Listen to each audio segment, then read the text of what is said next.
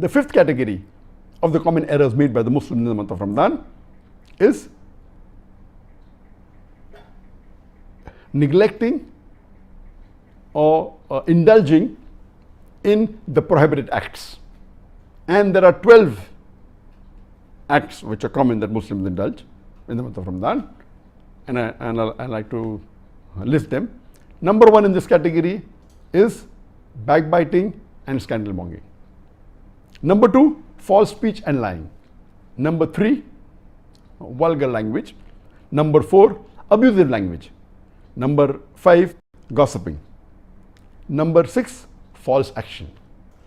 Number seven, listening to music or listening to un-Islamic songs. Number eight, watching un-Islamic movies or watching un-Islamic television programs. Number nine, reading un-Islamic books or magazines. Number 10, going to un-Islamic sites. Number 11 is doing spending excessively and being extravagant in the month of Ramadan. Always being extravagant is haram. And number 12 is wasting food. So these 12 are the common errors which fall in the category of indulging in prohibited acts, and all of this haram. So it's very high category. The three categories which are highest amongst all the seven categories is the first one, doing errors in which are contrary to the obligatory rules of fasting and zakat. Number two, neglecting the farais. And this is the third category, indulging in prohibited acts. These three are the most serious. All of them are either sin or major sins. The sixth category is that common errors done due to the culture and tradition. And there are 12 common errors in this category. Number one is that many Muslims, they stay awake the full night and they sleep the complete day. Number two, many of the Muslims, they are lazy and they are tired and not attentive during the day, during the month of Ramadan, and this defeats the purpose of Ramadan and fasting. Number three is rumor mongering. Number four is wasting time in playing games or in fruitless activities just to pass and kill time. Depending upon the country, like in the Indian subcontinent, people play cricket, some countries play card, they play badminton, they indulge in games and fruitless activity just to kill time. The fifth common error in this category is that many Muslims, they give extravagant and lavish iftar party just to show off. Number six, many of the ladies, they spend excessive time in the kitchen, thus not having time for ibadah during the month of Ramadan. Number seven, many Muslims, they spend time in renovating their homes or their offices and not paying on the ibadah during the month of Ramadan. Number eight is that many of the Muslims, they socialize excessively after Taraweeh. Number nine, many Muslims, they eat throughout the night. Number 10, many of the Muslims, they keep awake and they keep loitering the full night.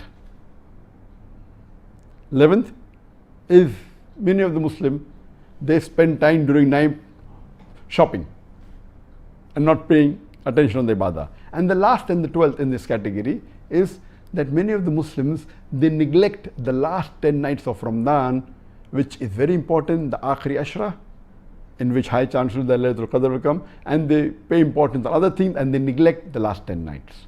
These were the 12 common errors in the sixth category. And the last category and the seventh category is many of the Muslims, they avoid doing certain sunnah thinking it will break the fast. And there are two common errors in this category. Number one, that many of the Muslims do not use the miswak, thinking that if they use the miswak, it will break their fast. And this is a misconception. The Prophet did miswak and the Sahabas did. It's a sunnah to do miswak normally and even during fasting. And the second one in this category is people do not sniff water while doing wudu. While doing wudu, sniffing water is important. During non-Ramadan, sniffing excessively is sunnah. During Ramadan, you should sniff but not excessively for fear that water may enter your throat. So during Ramadan, while doing wudu, sniffing water is important, but don't do excessively. Many of the Muslims do not sniff at all, thinking it will break their fast. So this was, in short, total 46 common errors made by the Muslims in the month of Ramadan, divided into 7 categories. And I pray to Allah subhanahu wa ta'ala that may He keep you and me, all of us, away from all these 46 errors and all the other errors that are there, so that we can come closer to Allah subhanahu wa ta'ala and we make the most of the time in this month of Ramadan. And we pray to Allah subhanahu wa ta'ala that may we fast the full month of Ramadan and may He reward us, may He forgive all our sins, and may He put all of us in Jannah. This is the end of the short talk, and Alhamdulillah I took about 15 minutes for my talk. So inshallah we'll have more time for the question answer session. Before I repeat the number of the WhatsApp on which you text your questions, let me tell you, you can ask your question on the Facebook, on the YouTube, on the Instagram, on the Twitter, but the best is to ask on the WhatsApp with a clear message. It's much more easier to segregate and for me to reply. Let me tell you about the request we received in the first session and second session. In the first session, as I mentioned, that only on the WhatsApp we received more than 2,000 questions. On the second session, Alhamdulillah, we received more than 5,000 questions. Means 250% as compared to the first, 150% more. And imagine, it's impossible to reply to 5,000 questions in 1 hour or 1 hour, 15 minutes or 1.5 hours. On the Facebook, Alhamdulillah, in the first session we received about 2,600 comments, of which 10% were questions, more than 20,000 were questions. In the second session, we received more than 311,000 comments, of which 20% were questions. That was 30,000 questions on the Facebook. And on the YouTube, we received a few thousand more questions. So all put together, the first session, we received more than 25,000 questions. In the second, of the Muslims and many non-Muslims who wished me salam and they prayed for me. I would like to wish all of them wa alaikum assalam wa rahmatullahi barakatuh. May peace, mercy and blessings of Allah subhanahu wa ta'ala be on all of you. I would like to say Ameen for all the du'as you made for me. I like to say that many of them praise me much more, which I don't deserve. And I pray to Allah subhanahu wa ta'ala that may He not hold me responsible for the praises that you have done on me.